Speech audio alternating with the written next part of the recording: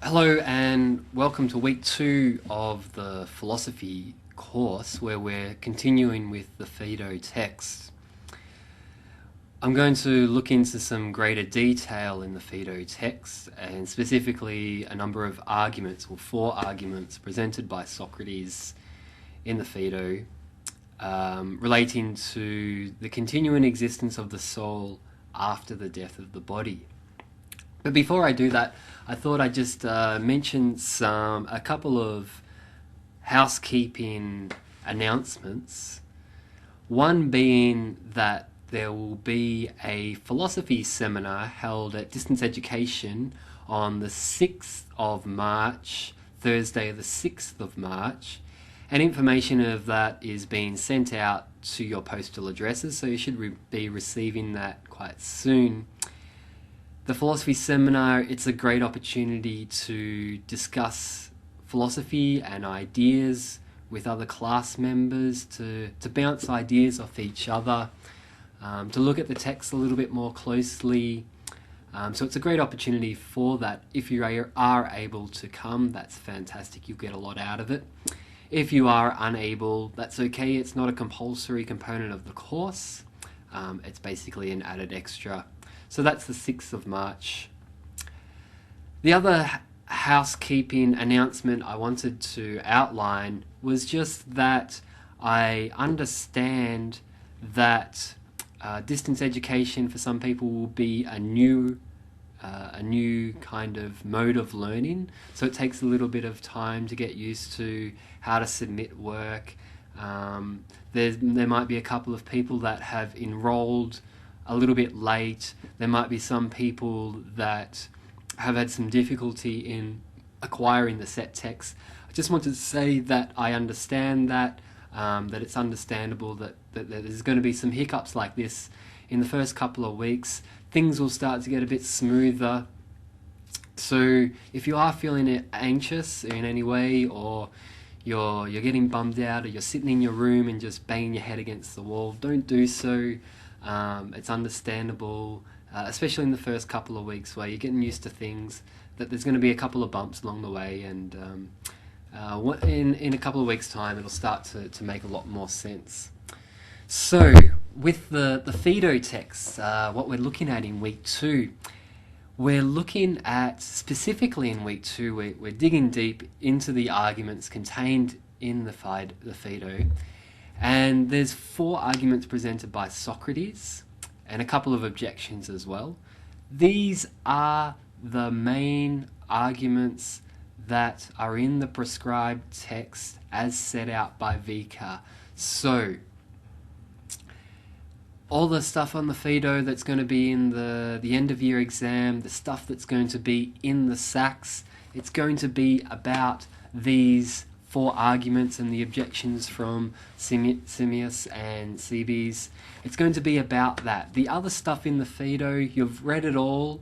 The other stuff, it's necessary to read because it's all interrelated with each other, but it's not going to be on the exam. It's not going to be on the SAC.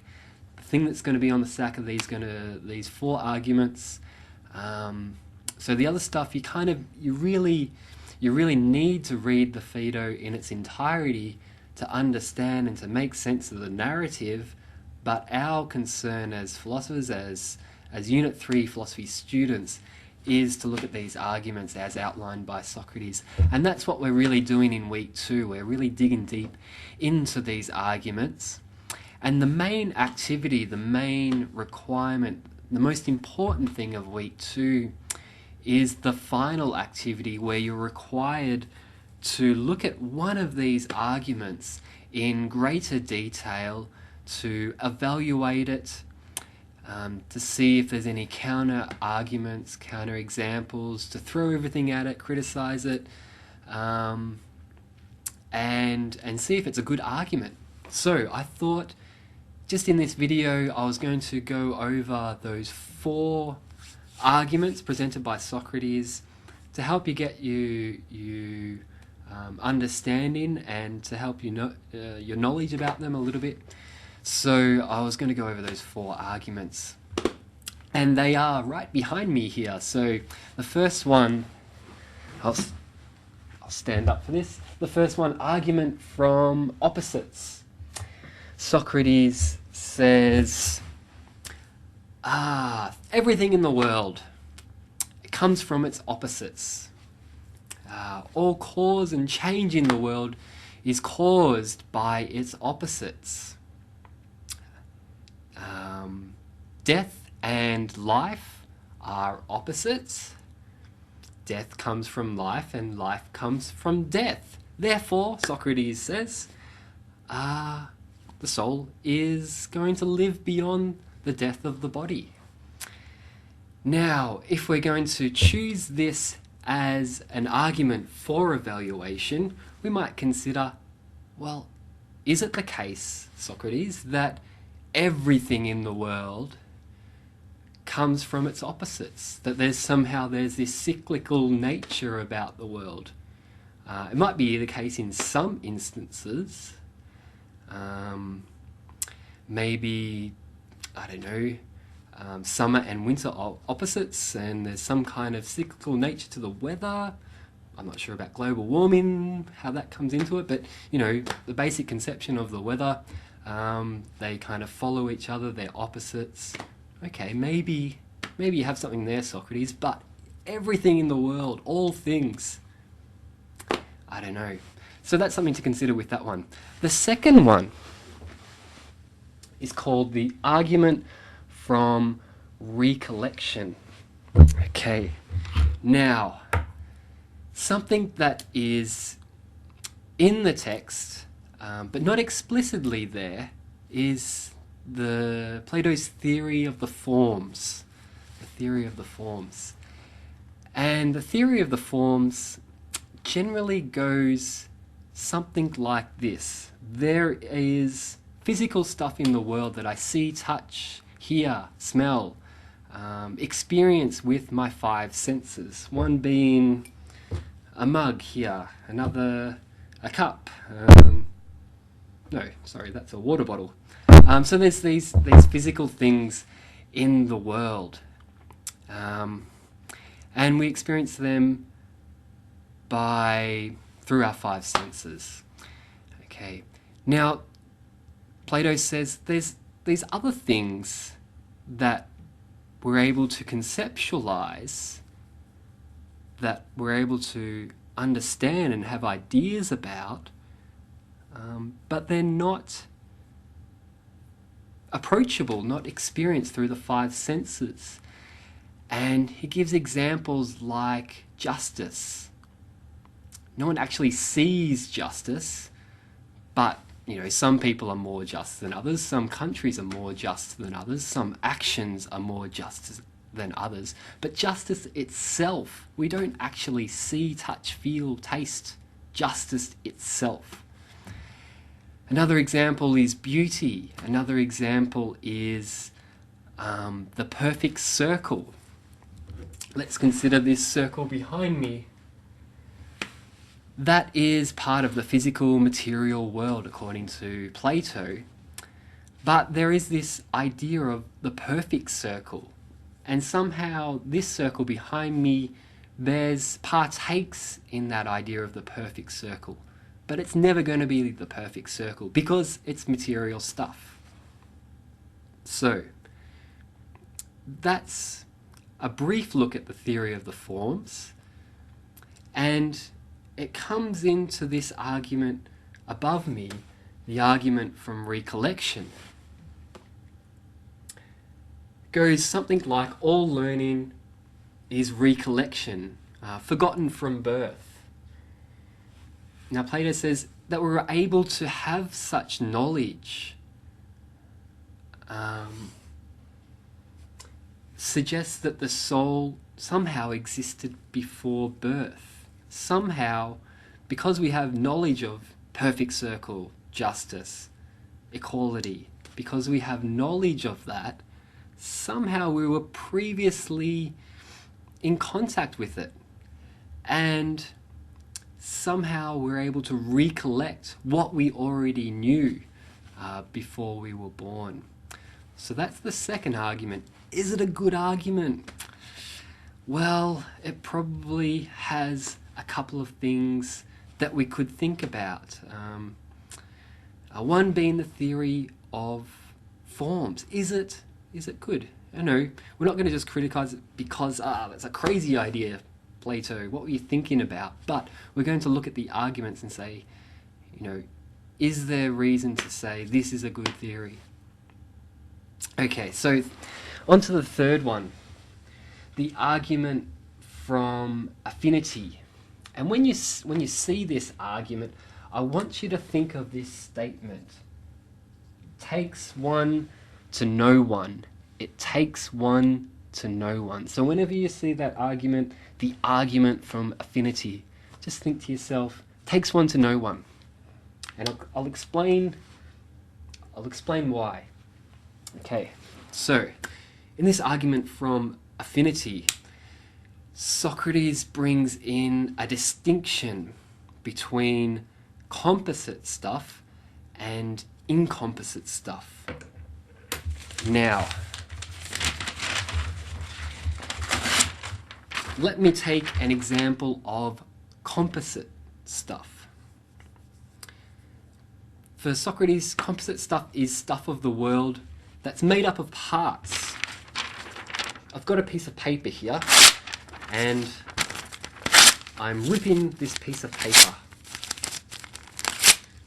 For Socrates, it was a composite piece of paper, it probably still is, and it is so because I'm able to break it into parts. The same with my body. I could take an axe, take a chainsaw to my arm and legs and chop off my legs and arms. My body is composite.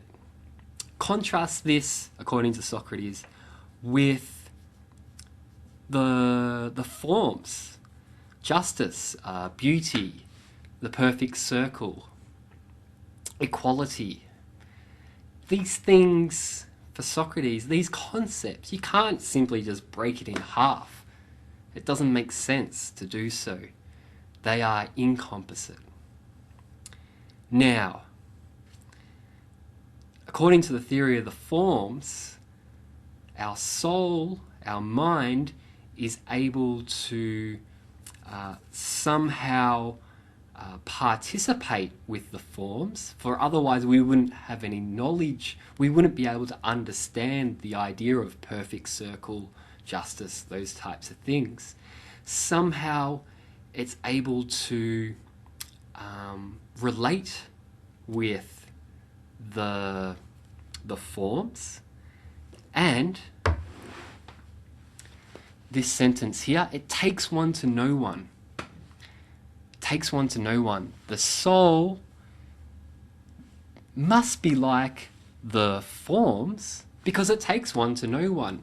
It wouldn't know about these forms if it wasn't the case that it takes one to know one. So, if you are going to criticize that argument, that could be something to think about. It takes one to know one. Is that a good basis for an argument? Well, that's something to think about. After that, there's a couple of objections raised. One by Simmias, which I think is interesting and very good to look at. That's the idea of the body and the soul. It's just an attunement. It's just that things are working together at the same time. And I see in this argument traces of what we'll look at a little bit later in the course, called physicalism or materialism, which says basically the mind or the soul, it's just physical stuff. It's almost as if, obviously Plato wasn't aware of what we know about now with science and those types of things, but it's almost as if he's considering, within this objection presented by Simmias, a type of physicalism in some sense, this idea of attunement.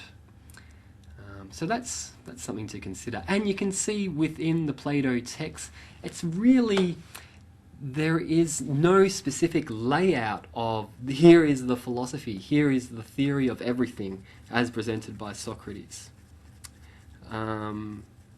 Instead, Plato seems to go through a dialogue, seems to go through processes, a type of philosophical methodology where something presented here within the text, an objection or something to consider, is reinvestigated or somehow informs something over here. So an objection here turns out here, and you can see there's this interconnection or interrelatedness in the dialogue discussion. And that's why we really have to read the whole thing in its entirety, because some things pop up here and there. And it's almost like Plato is testing out his ideas. So I think it's a really good methodology besides from what we're talking about here with the 4 arguments. Okay, so I've kind of diverted off the topic there for a moment before I get on to the 4th one. The other diversion I just wanted to say was where in this text we're looking at all the arguments behind me are looking at whether the soul, whether it's possible that the soul continues on after the death of the body, whether immortality is possible. It's not specifically looking at whether the soul exists. It's not trying to prove whether or not the soul exists. In a little bit later, in some dialogue, some set text a little bit later from Descartes, he's going to specifically look at that question, whether the soul exists or not. But Plato in the Phaedo, he's not looking at that question. His concern through Socrates is whether the soul can exist, can go on living after the death of the body. And that's his main central concern throughout the whole dialogue, especially in these arguments. So that's just something to consider. The final 4th argument is called the argument from essential attributes. The argument from essential attributes. And it turns on, or it pivots on, this idea of properties.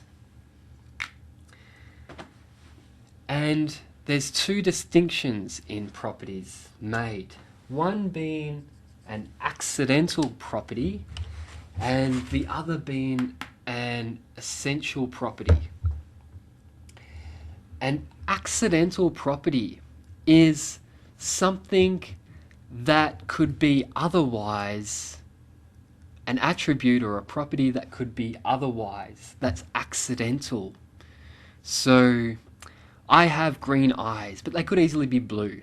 I would still be Julian, the person, even if I had blue eyes. Or maybe that's convoluted to take the person, but take the instance of fire. An orange, the colour orange of fire, that would be an accidental property. It could be that the fire is a different colour. It could be purple or it could be blue. This particular fire is orange. The orangeness is an accidental property. It's not essential that the fire be orange. It could be blue, it could be purple. Whereas, and Socrates mentions this, whereas heat is an essential property of fire. As soon as you lose heat from fire, you don't have fire. So, heat is an essential property of fire. So that contrast there, accidental properties and essential properties. For essential properties, it can't be any other way. And Socrates develops that argument a little bit as well. He says that for essential properties, they can't bring about its opposites.